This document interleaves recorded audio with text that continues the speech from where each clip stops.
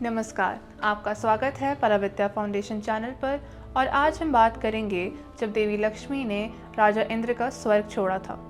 तो ये बात उस समय की है जब स्वर्ग के राजा इंद्र बहुत शक्तिशाली थे। देवताओं के पास धन, सुख और ऐश्वर्य, इनकी कोई कमी नहीं थी। और उसी समय जो देवी लक्ष्मी है वो भी स्वर्ग में ही निवास करती थी। और जहाँ देवी लक्ष्मी होती हैं वहाँ सुख, सम्मान और समृद्धि ये वैसे ही आ जाती हैं। एक दिन देव ऋषि दुर्वासा स्वर्ग गए और उनके हाथों में बहुत ही सुंदर फूलों से बनी माला थी।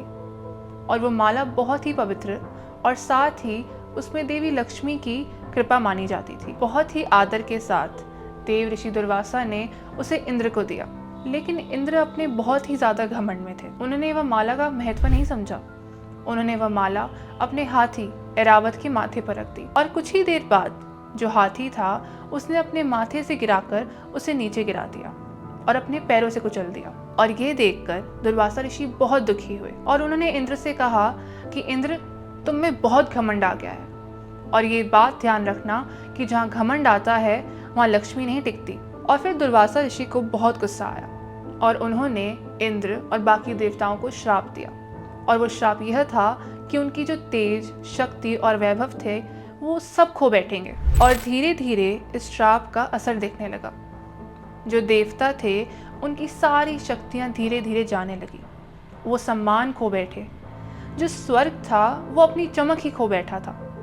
और इसी समय जो देवी लक्ष्मी थी वो भी स्वर्ग छोड़ चुकी थी। देवी लक्ष्मी ने ये स्पष्ट कर दिया कि वो कभी भी घमंड, अहंकार और असम्मान के साथ नहीं रहती। वह हमेशा अच्छे व्यवहार, सम्मान और समृद्धि के साथ रहती हैं। तो लक्ष्मी जी के जाने के बाद जो देवता थे वो कमजोर पड़ गए और जो असुर थे वो बहुत ही शक्तिशाली होते गए।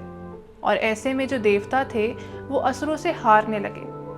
तब उनको समझ आया कि उनकी गलती कहाँ हुई थी।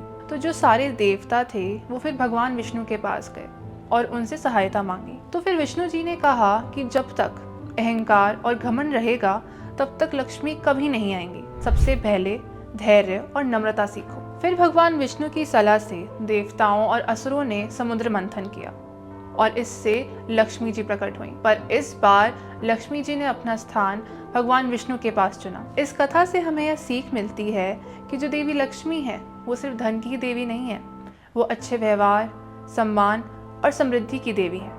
लेकिन जहाँ पर भी घमंड होता है वहाँ लक्ष्मी नहीं टिकती। इंद्र के पास तो सब कुछ था लेकिन उनके घमंड ने उनसे सब कुछ छीन लिया। पर जब उनको अपनी गलती समझ आई तो सुधार आया। यही कारण है कि आज भी यही कहा जाता है कि जहाँ लक्ष्मी होती है वहाँ अहंकार नहीं हो सकता, सिर्फ सम्मान, समृद्धि और अच्छा व्यवहार हो सकता है। अगर आपको ये वीडियो पसंद आया हो तो आप लाइक करें, कमेंट करें और शेयर करें। और ऐसी ही वीडियोस देखने के लिए पराविद्या फाउंडेशन को सब्सक्राइब करें। धन्यवाद।